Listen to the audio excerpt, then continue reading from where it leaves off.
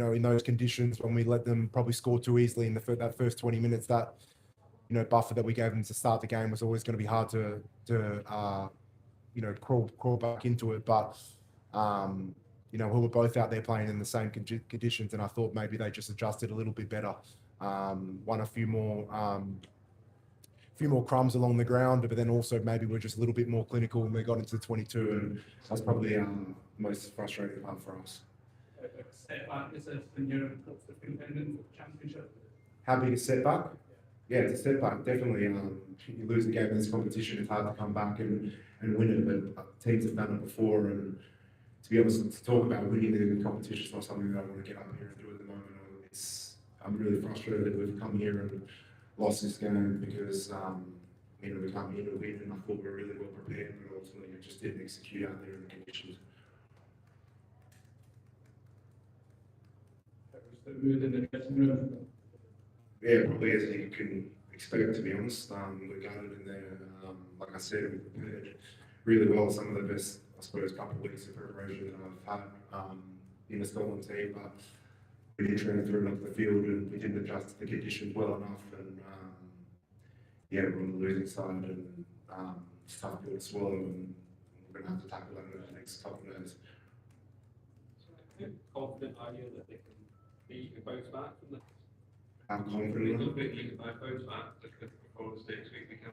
I'm confident, but again, it is a setback. I think there's no point saying it's not a setback, because to lose in this competition is a big deal. And with we saw some of the rugby that was played on Thursday, and some of the rugby that's being played now. We're going to have to bounce back to give ourselves a chance. And like I said, I'm going to sit up here and talk about winning the championship. We're going to have to turn our focus to winning next week and getting back, heading in the right direction. So you talked about it being a long way between the autumn and these games. There's a real determination from yourself. What is the kind of right and wrongs with that? I mean, why do you not think the performance level was able to be where you wanted to be today? We made too many errors tonight. Like I said, the conditions played a factor, but both teams were out there playing in the exact same conditions, and we made too many errors. We got the ball too many times. We weren't confident enough at set piece, and then also we didn't dominate the air like we spoke about. And those three areas specifically, I just think stopped us from having the game that we wanted to have. If it looks like it was a major aspect, especially line out didn't function, is that something you'd agree with? Yeah, look, to be honest, to ask me anything about lineouts, I don't know anything about them, to be honest. I just kind of stand out there and wait for the ball to be delivered, and our lineout's been a massive strength of ours. But it didn't function today, and that's just the facts of it. And I know those boys will be frustrated with line-out performance, and they'll have to look back at it this week and try and fix it before next week, because we need our line-out to function in order for us to play the rugby we want to play. You talked about kind of difficult conversations that happened in the dressing room during the autumn. I mean, as your position as captain, what do you do to kind of raise morale ahead of next week? Sorry, can you ask the question again? So you talked about difficult conversations in the dressing room after the autumn. In your role as captain, what can you do to kind of raise morale ahead of next week? Yeah, it's my job, isn't it? It's a tough job to do after I suppose a pretty gutting loss out there, but it's one you have to do, because the start of the championship, if we're going to drop our heads, it's only going to get worse from here. And we've got to rally together and stay tight as a change group. But like I said, I'm not going to hide my emotions and say I'm not gutted, because I think we didn't come here to lose, and we definitely didn't prepare to lose out there today. But ultimately that's happened, and we're going to have to try and bounce back pretty quickly, because we've got a good team coming to Murrayfield next week. Why were you able to adapt to the conditions? You mentally managed it, but you guys seem to really struggle. We made too many errors, and it's hard to, I suppose, we were trying to adapt in terms of going more contestable kicking, but anytime we did have possession or we got into the 22, we gave the ball back to them, whether that was through discipline. We were carded once when we were in their 22, and then also giving the ball away in set piece, and then just loosely carrying in the collision. I think those three areas, it doesn't matter if you've got all the good intention to adapt to the conditions, you're just going to keep playing into the hands of the Italian team today, and that's pretty much what happened. Last questions, please. You're not learning the lessons of previous experiences of being able to adapt to think on your feet. No, not to be honest, no. Because there were times out there when we had to show resilience, but it's showing resilience and then not having the errors so you can actually, I suppose, implement your game plan into two different things. And I thought we all had all the right conversations on the field, but if we're going to make errors after we have those conversations, we're not going to be able to execute on what we're talking about.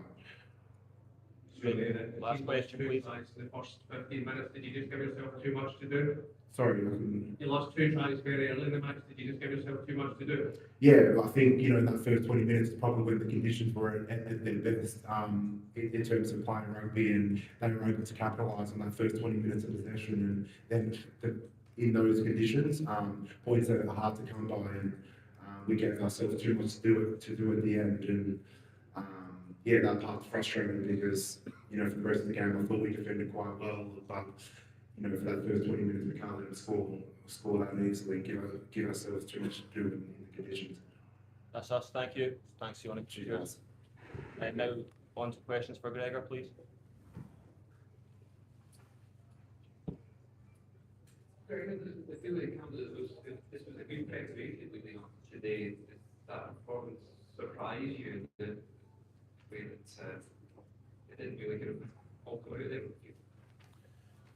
No, it didn't, and should I press the button? No, it didn't. There was elements that were transferred. I think there was 2 games out there. There was the first 20 minutes, and then there was the game which totally changed with the weather. And we'd put ourselves in positions, lineouts in the opposition 22, some good phase play, but I think it was 3 occasions, whether it was Italy stealing the line out or us giving away a penalty, which stopped us carrying what we were doing. And obviously the 2 tries Italy scored, one of them we were disappointed with how we defended it. The other one, with the ball coming loose, it made the most of that. But yeah, I think I felt the intent was there. I felt a lot of our build-up play was good, but in that first 20 minutes we only obviously scored that 1 try, but we should have been better. And after that, it became a totally different game. One with a lot of mistakes from both teams, but obviously one that you don't want the ball. You want to be kicking and trying to get the ball back and forcing penalties and errors from the opposition. See what you want to say, but how confident are you that you can figure this out, the players can figure it out and get themselves back into winning a thought? Yeah, that's a challenge. Like there was a few challenges today that the players stepped up to. A performance in the second half to put Italy under pressure. And then we were in a really promising situation when we got to 5 metres from the line. We were awarded a couple of penalties, and then it was reversed. Yellow card to George Turner, and I felt during the yellow card period the players found solutions, were in control, and obviously right at the end, but that wasn't good enough. We were behind the scoreboard. We needed, first of all, to not be behind the scoreboard when those conditions come in, but put Italy under more pressure by not giving away penalties, which there was a couple in the second half that cost us. Gregor, obviously a major step back in terms of getting yourselves into the championship. How are you feeling on a personal level? Do you still have an appetite to stay on and try and sort it out? Absolutely. I think we've got a game in 7 days' time.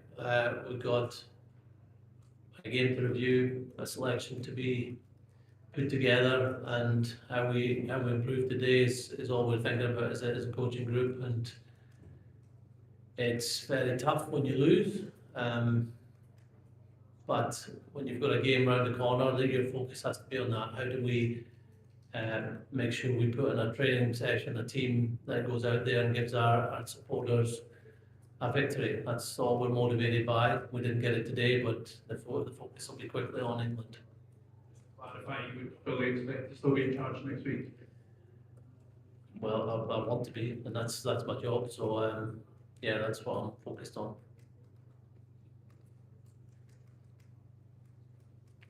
Do you feel the story about Newcastle,